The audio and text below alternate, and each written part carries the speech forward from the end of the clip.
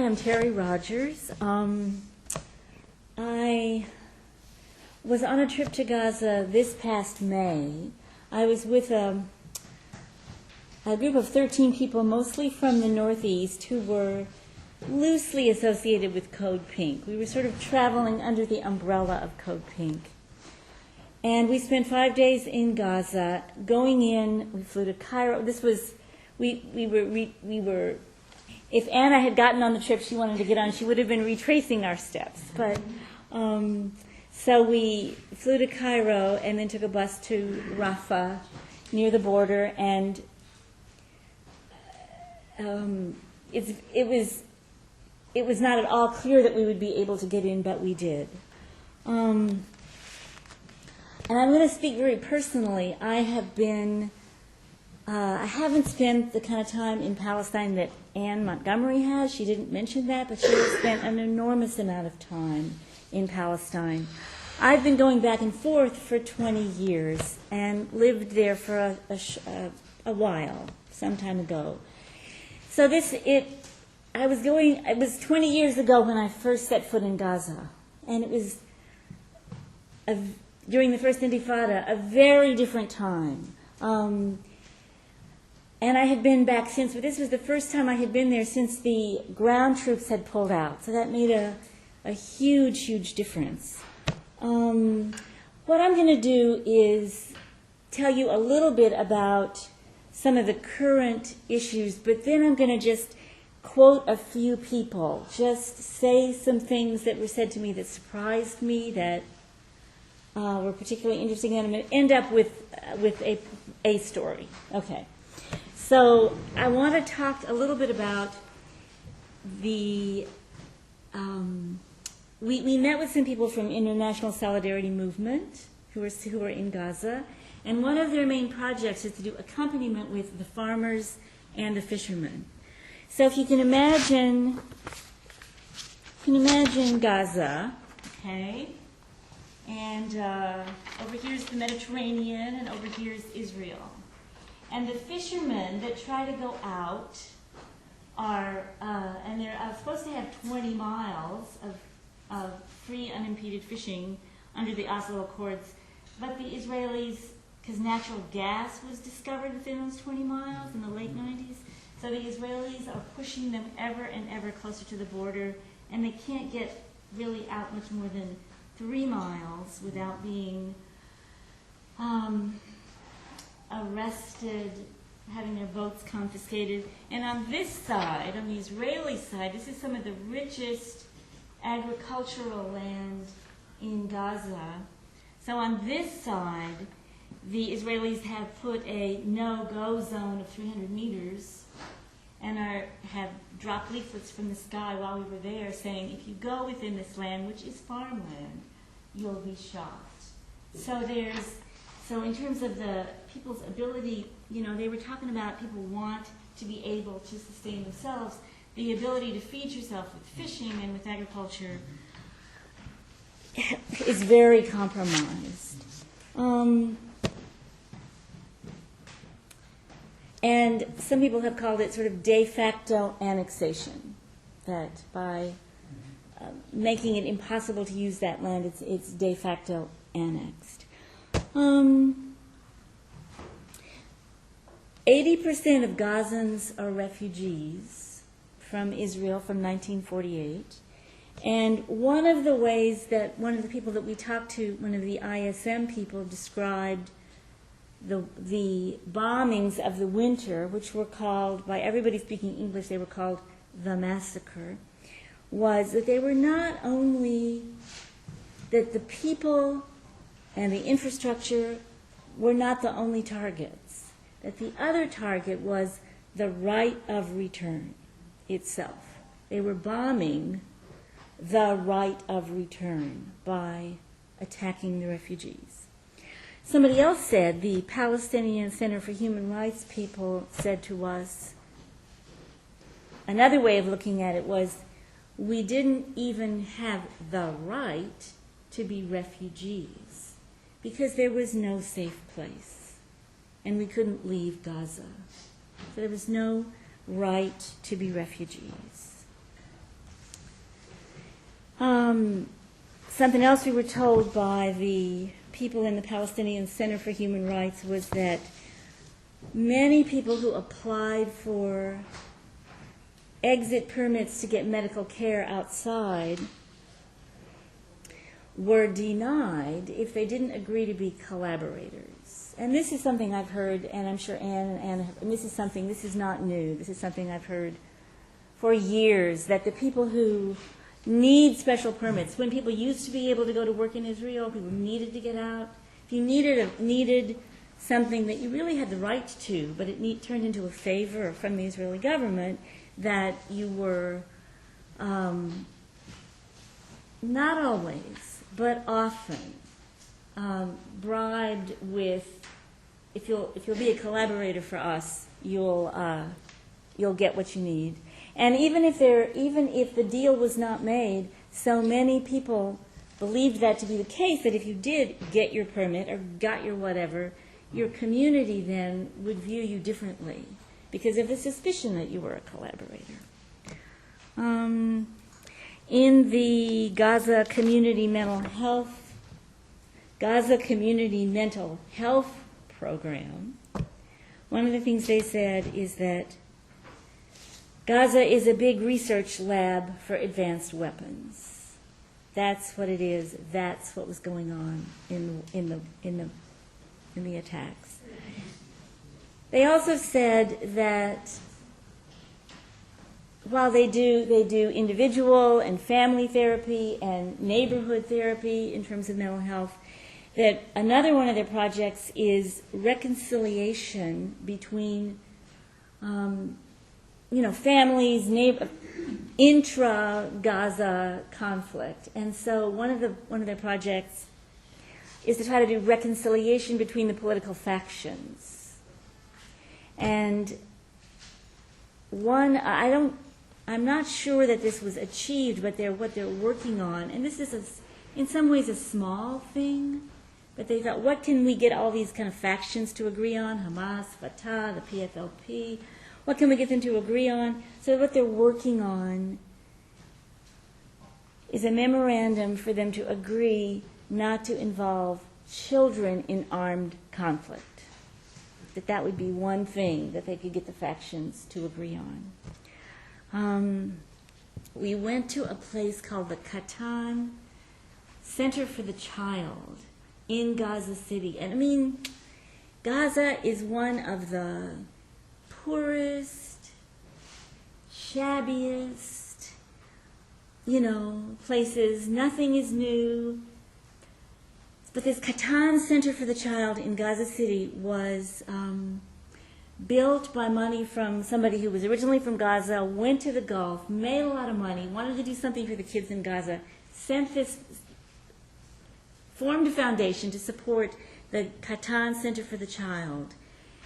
And it was one of the most beautiful, just child learning centers you can imagine.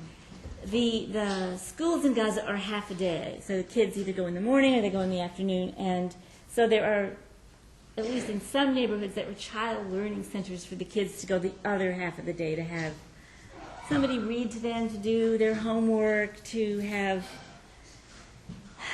child learning projects. So this Katan Center was brand new.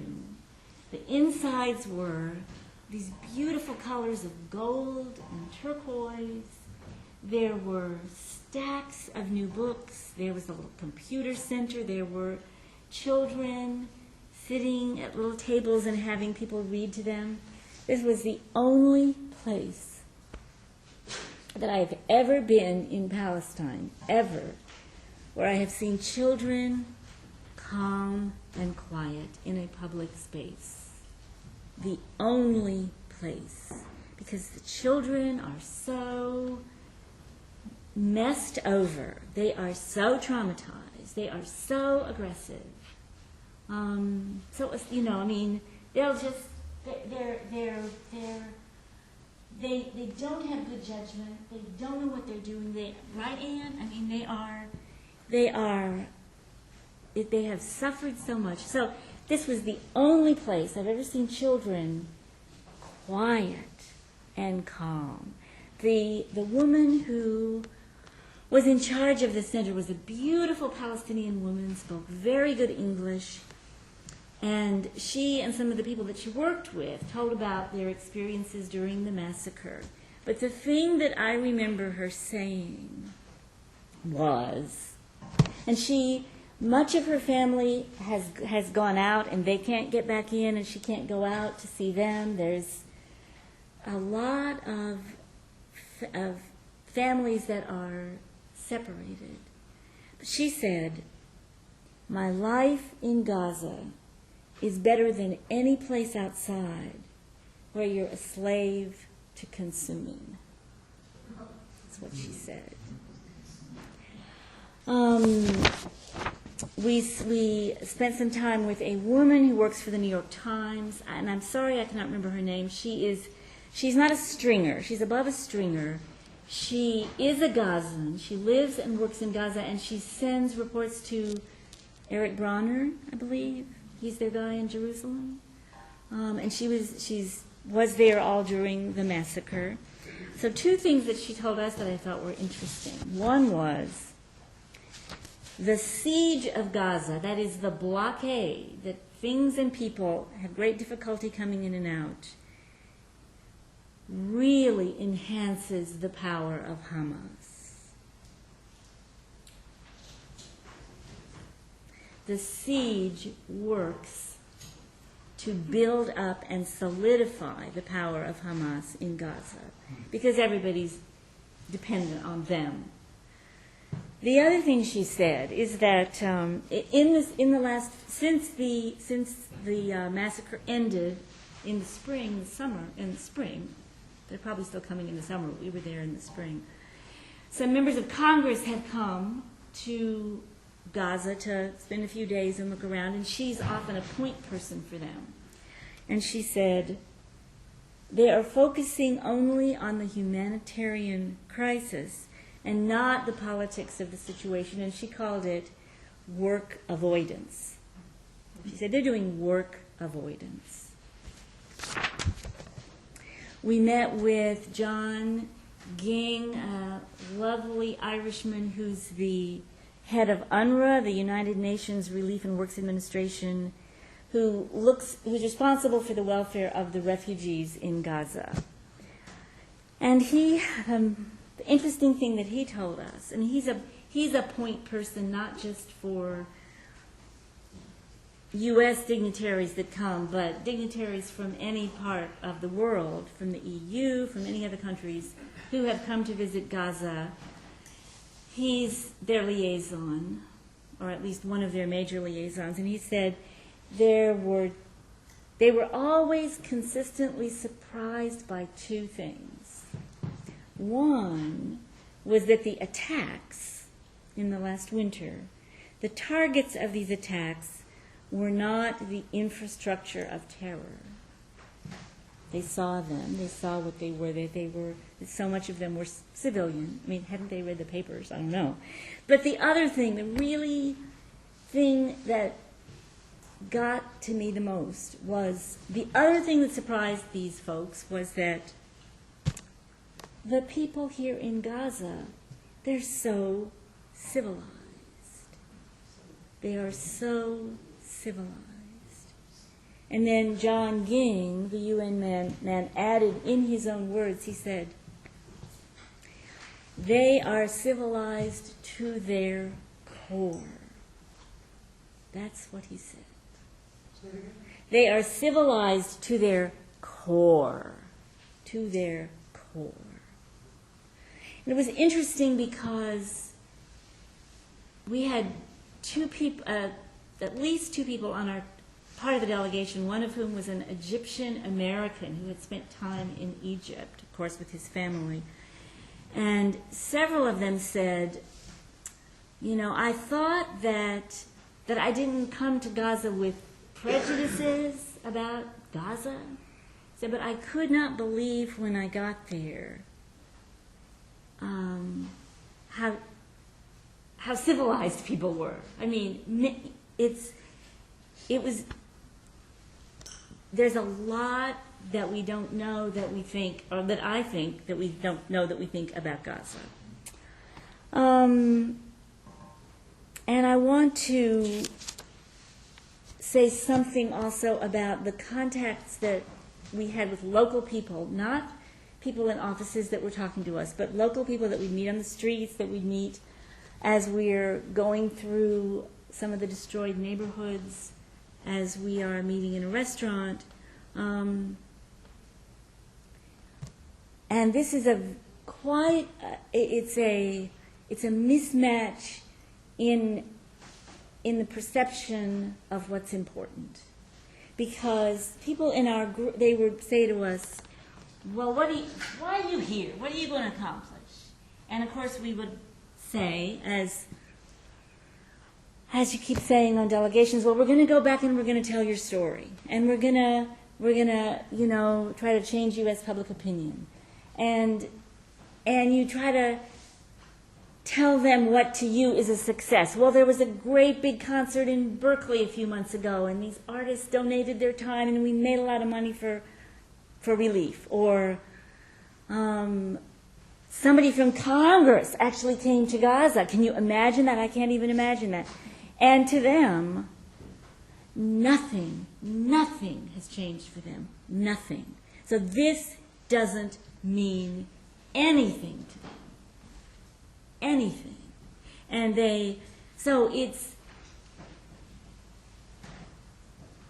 I think that the solidarity work is important and the changes are happening.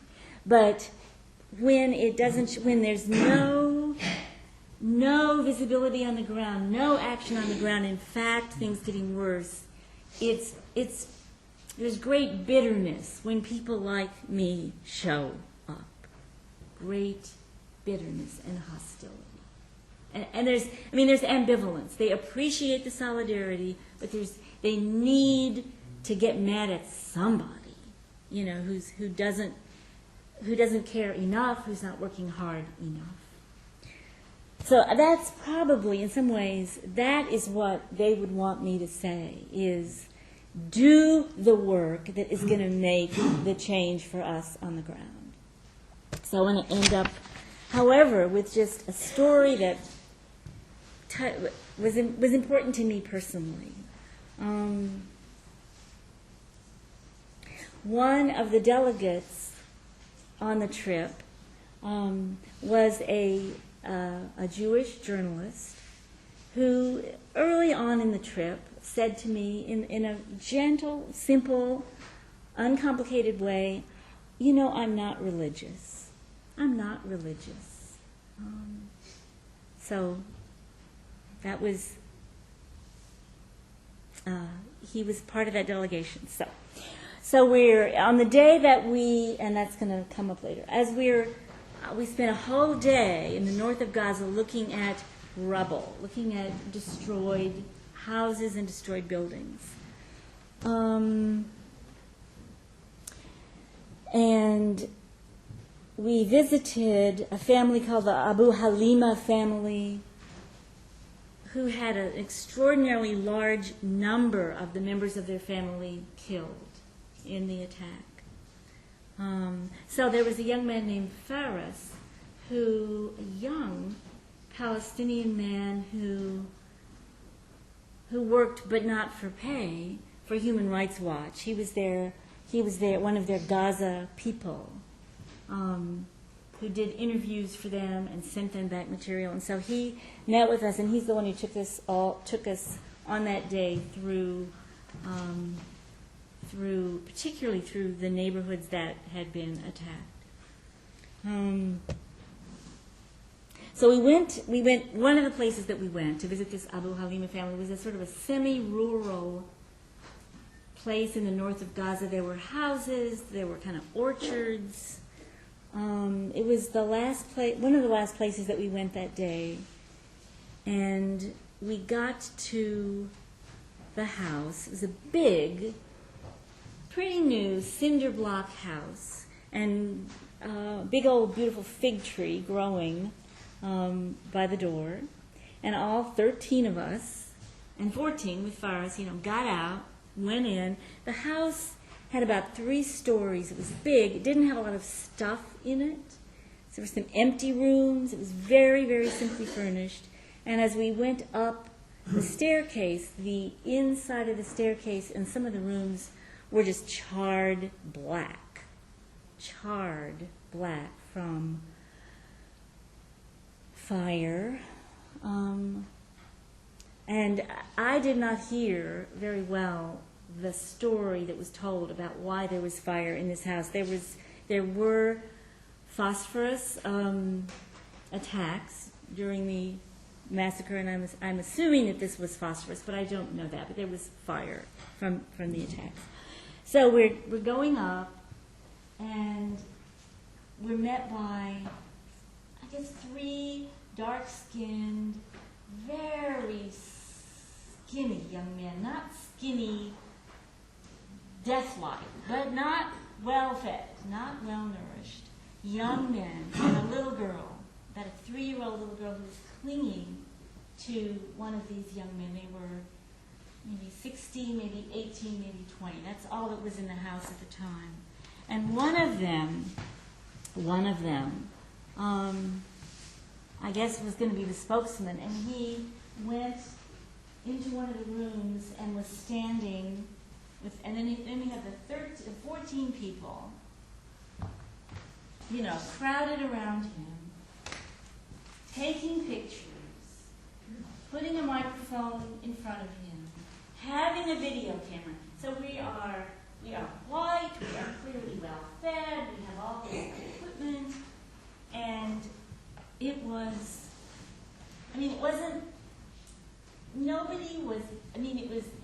normal. Nobody was being excessively rude, nobody was being excessive, people were trying to be considerate. But it was just horrible. Just horrible. It's like you have the military invasions, and then you have the invasions of the do-gooders. That is the way it works. And the 20 years that I've been doing this, that is what happens over and over and over again. It's just horrible. So I kind of stayed out in the hallway and was looking at this little girl, and the other 2 guys who were with her in the hallway were trying to tell us that she had been really badly burned during the attacks, and that she and her mother had somehow gotten out to go to Egypt to get medical care. The mother had died. The little girl came back, and then people on the delegation had finished with the young man in the room. They came in, they were hearing about this little girl, and started pulling up her dress so they could take pictures of the scars on her body. And she's going, oh no, she's trying to hang on. And the brothers are saying, I guess they're her brothers, are saying, no, let them take pictures. Hold up her little dress. Turn her around. Oh my goodness. They said, can you find any way for her to get medical care in the United States? And in fact, it looks like that's going to happen, to get some further care for her burns. So we've kind of finished with taking pictures of this little girl. We go further up to the roof, and by now it's kind of late afternoon. There is beautiful, beautiful light. Just beautiful evening light, afternoon, glowing light. And so the young man who had been interviewed has sort of recovered some of his energy and his social ability, and he's taking us all over this beautiful flat roof, and he's showing us the hole in the middle of the roof, and he's taking us to the edge of the roof to look over and see a hole where they had been shot. He's showing us a hole in the building across the street. And while we were looking at the hole in the roof, next to me was the little girl and one of her brothers. And so she was clinging to him, And I looked down and I saw his large, heavy workman's hand on her head, just just stroking it and stroking it and stroking it so just naturally and simply and gently. That is such a clear image. So then people start to leave, start to go down. Just a few of us are left. I'm looking at the building, not right next door, but close. And there's somebody over on that roof, and he's starting to do something, and the light is hitting him. And he's got this kite that he's trying to get up in the air. And people are sort of laughing at him like he'll never get that kite up. And they've all gone downstairs, and there's just two of us left on the roof, me and the journalist that I spoke about earlier. And I said, come on, just take a look at this, because the kite was catching the wind, and it was a six-pointed, brilliant golden plastic star with plastic trailers on it, like a comet, I guess. And it goes up, up, up. And I said, come on, take a picture of this, because he's got one of these, I don't know what they are, it's a camera and a microphone, and it's like this big, But I said, you come and take a picture of this. So he's looking at me, he's taking a picture. We're watching this kite. And this man he's just a silhouette. And so then we're ready to go down. We know they're waiting for us. I said, look, isn't this great? Here we are on this rooftop in this beautiful air, and there's a big grapevine over here, a grapevine on a trellis. And this guy says to me, the non-religious guy, he says to me, yeah, that's what it says in the Bible. That every man beneath his vine and his fig tree will live in peace. So he is telling me what's in the Bible. It was just amazing. And that's it. That's the story.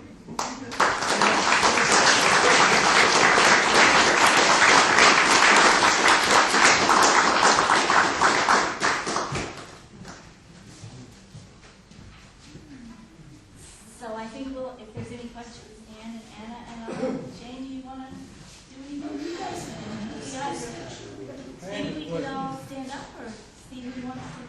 I'm not going to necessarily run this, but I have a question. Sure. Terry, right? That's your name, Terry Rock? That's right. You mentioned that Gaza is like a staging ground for Laboratory for advanced weapons. Yeah. It's a staging ground for advanced weapons. Could you, I remember reading some time ago about Iraqi civilians that died of mysterious injuries. There were no entry wounds, and yet they had died, and they had strange bruises or whatever. But it was like, so I thought maybe you could expand on.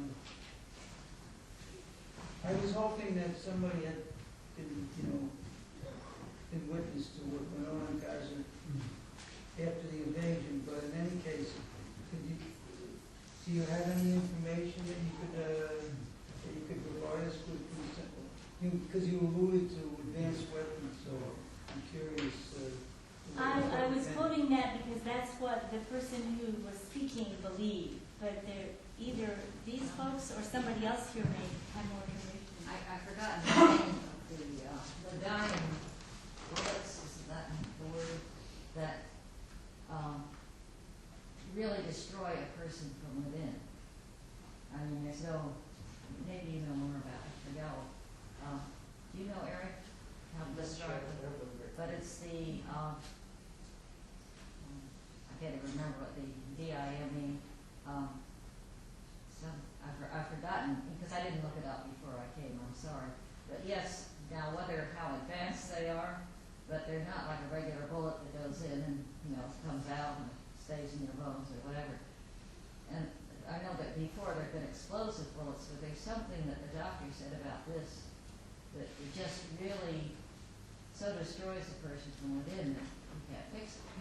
So, I mean, you might be able to look that up on the internet or something. Or I could find out. I have the information at home, but I just didn't bring it. And I'm no good on this kind of stuff. So that was one. The white phosphorus has been used elsewhere. But, That's been well documented. yeah, that's been No, well now, documented. I recall now it said that people had died, and when they did autopsies, they found that their internal organs had been horribly burned. That's But about it. they're using some kind of like infrared. I don't know about that. Now, this was a There are no projectiles, but there's like radiation. Well, I didn't hear about that radiation. It was some bullets that It's really nightmare. do the same thing. It's a war crime, you know, really, I mean, the whole thing is a war crime. But it's terrible, because that's an example of, one country can get these weapons from the States and they come directly from the States, the F-16s and so forth. You can I picked up a Betjala during the N5, rockets, and they'll show you, Made in made in the USA. US, not everything, but a lot of things, tear gas canister, go on and on. So they can get high-tech weapons. Well, the rockets the Gazans are firing to Citadel and other places, that's terrible too, but the main reason, one of the main reasons they're bad is that their aim, they don't always know where they're aimed. So of course civilians are going to get killed. Now whether they're aiming at just anybody or aiming at a particular place, they're very dangerous. But they say themselves, our weapons are inaccurate. There's something homemade, bought from, secondhand elsewhere, come through the tunnels perhaps. But it's, that part of it is, when you control the air, the sea, the land, and the type of weapons, it is a slaughter.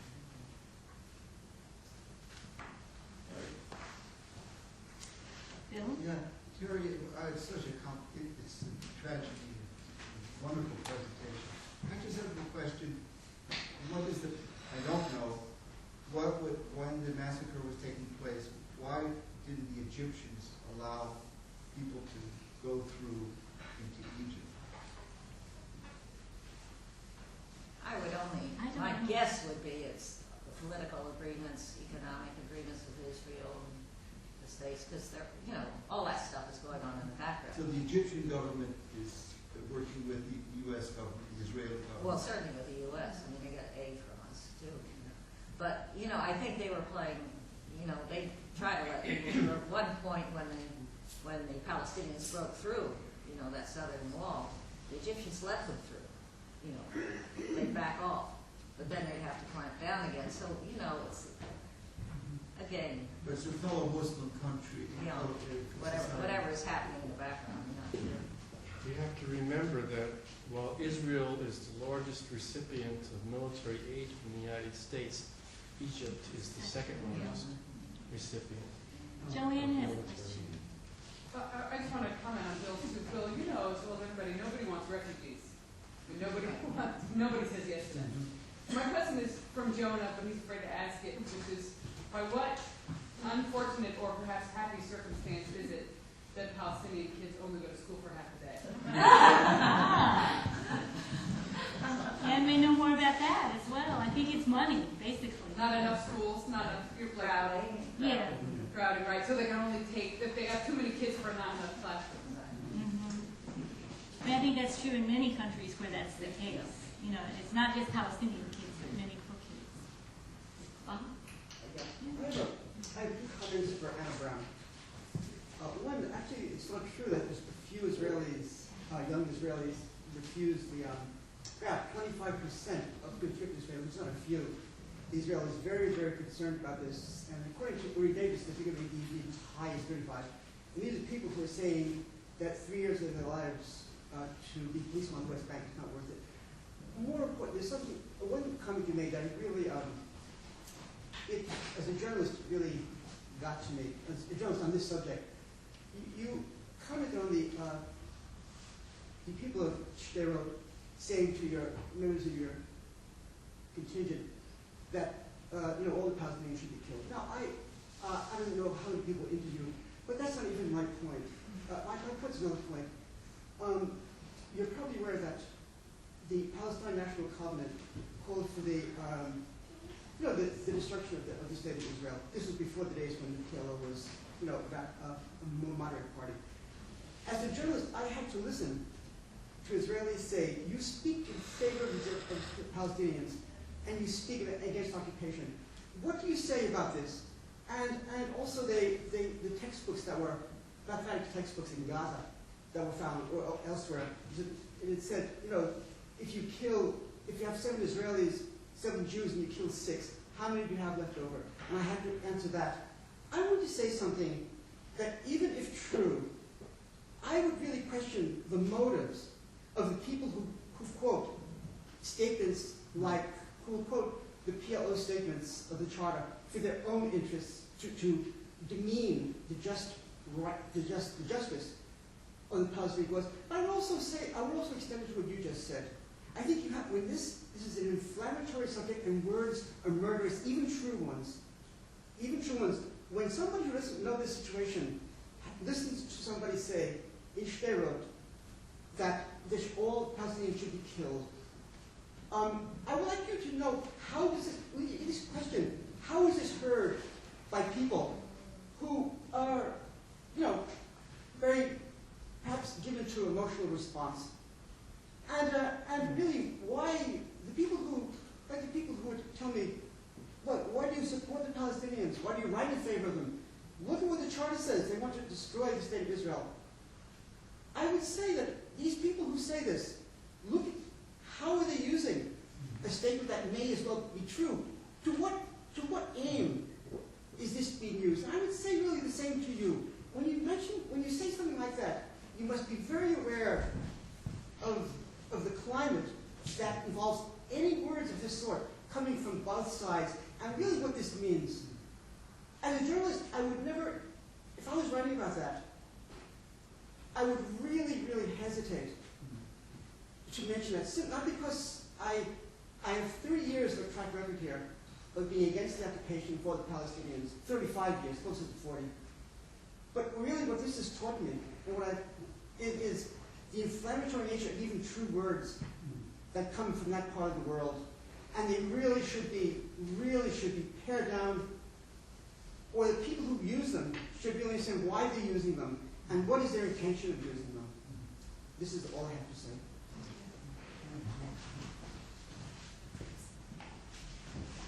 Any response to that, Anna Brown? No, just a thank you for that comment. Yeah, thank you. Jane. Terry, I wondered what you meant when you said, after that rather moving thing about what are we doing here?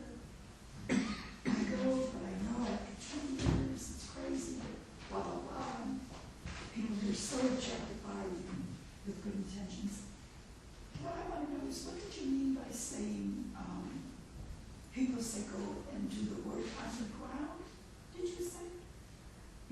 That people, when they were asked there what you should do as a group, and they said go back, go and do the work on the ground. What is that? Oh, I'm sorry. I don't remember even the exact words I used, but those, if I said that, that wouldn't have been very clear.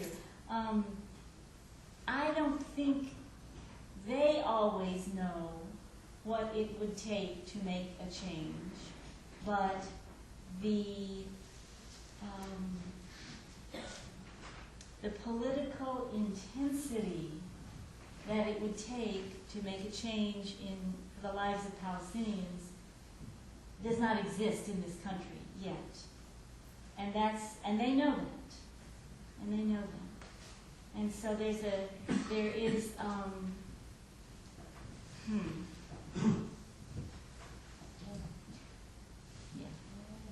So whatever that work would be, and it's a combination of all the work that doesn't seem like much. I mean, so it's not to say that those things aren't important, but the sense of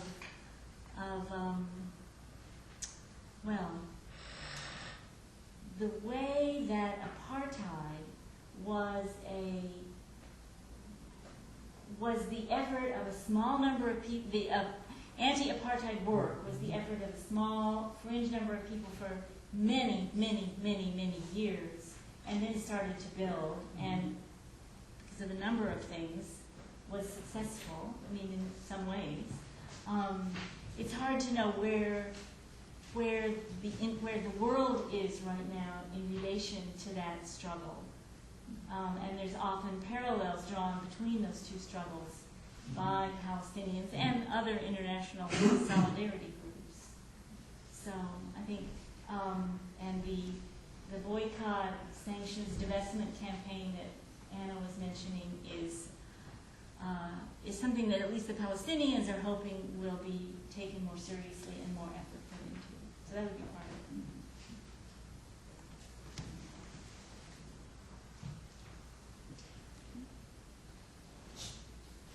of it. Well, I mean, how are you going to convince the masses of people in this country that Israel is a proxy state for the U.S. war machine? Because that's what it comes down to. All the general collusion with in Egypt has Mubarak has been in power for 40 years with the repression in Egypt against the Egyptian masses is well documented. And what the work maybe would be, I'm really here by default because I don't know of any armed resistance groups I could join. And this is the Catholic worker and people that are active, and it seems to be the ones that I know that actually go to the places where oppression and human rights, genocide is happening, and witness it, and really have to come back and report it, and try to do something. But I think it's about resistance. For me, it's, mobilizing some kind of resistance movement. The people in this country are either like most of the people, very apathetic, or they're just so caught up in the materialistic, shallow, lifestyle that they'd rather just block it out with entertainment, alcohol, and just a shabby resistance, that's based on things, acquiring things, and it is a massive issue. It is Like the woman in horrendous Gaza, issue. saying, if I lived anywhere else, I'd be concerned We're in about the belly what I of the could buy. beast here. That's what I mean. Walking down here from my house is like this fake bohemia that this whole neighborhood has turned into. Everybody's having a grand old time. It's just all these young people. I don't know what they do for a living, or even if they do work. Maybe they're rich college students. Their parents are probably like living off the war profits, and it's a hellish scene. It really is. It's just a benign dictatorship that we're living in. Bill, I'd like to ask Sister Ann if let her read is of Mr. Obama making his first visit to the Middle East, to Egypt, and his speech towards the Muslim world. Does it signify something substantial? I don't know. I think, Rather than going to Israel, the first foreign visit of an American well, I'm president. not going to comment on his speech because they're words. And I think what, But the symbolism of going I to think Egypt anything, rather than yeah, Israel I first think, was momentous. people over there have common sense and they're waiting for hope. And I think they do have hope. They did certainly know at the beginning in Obama. They're grateful for his words of support when they come. But the general attitude is, we're tired of words, we'll trust actions. And I think that, I feel the same way. I haven't read all his words. I think he has, some very good principles. He wants to do good stuff, like so many. And he's finding out he's up against the Pentagon, the industrial complex, et cetera, all the things we don't vote for. And, so it's halfway measures and compromise. So I think, people are intelligent. They appreciate good intentions, good words, but they want to see a change.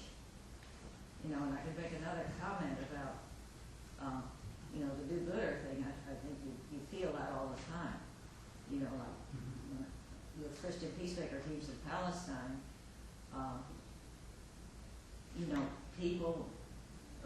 I think what people over there have to do is be consistent and listen to what people want.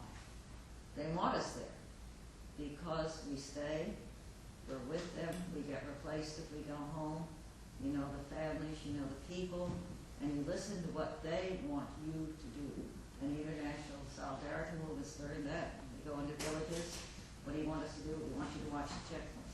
But it's consistency that's important, not walking away. Now, it doesn't always have to be the same individual, but you stay, you listen, you try to support them in their very human work of resistance. And you listen to both sides, you work with Israelis, you work with internationals. But the work at home, again, what was said about bringing information home, it's very necessary. And you see people, I was, like students at St. Peter's, have vigils. I mean, these are working class students and they want to do something too. It makes them more human to be able to do something. So it's from the grassroots up, and that's always sought. But but I used to shudder sometimes, and I shuddered in Gaza, and this was before the massacre, and we went to visit a family where this patriarch was left, I think something like 17 of his family had been killed in another and here he was, he hardly talked. And because we were so high profile at that moment, all these reporters were following us around, and they were aggressive. They weren't being polite. They were coming and putting their cameras in this man's face. And I finally screamed at our guys, and other people. This is not a show for them. We come to hear this man. And so they finally got them pulled back. But reporters can be terrible about that because they want their story. They want their story. Thank you. But, it does take a lot of listening and persistence. And I think that's what these groups going to Gaza have done. They've kept it up. And people do appreciate that because they know you care. To say one thing that we were told when we were there, we went to visit a community right outside the old city, Silwan, and they were facing the demolition of 88 more of their homes. And what they said to us about the Obama election was that in the beginning when there was talk, which I don't think is really going to go anywhere, of freezing of the settlement communities and stopping demolition, that what they were experiencing was an increasing rate of demolition to get it done faster. And that was the experience of the election for them, that they found that the demolition orders were going through and their houses were getting knocked down faster than it was before. That's what they shared with us. Well, it's almost 9:45. It seems that people have just learned so much, and it was so beautifully presented the way I could see those people there, Terry. And we want to thank you. We want to tell you that Lindsay tonight made some wonderful comments downstairs, and we really thank her for that. I think Sarah helped her. So please, if any of you guys could stay and people want to continue this discussion, come downstairs and have some hummus and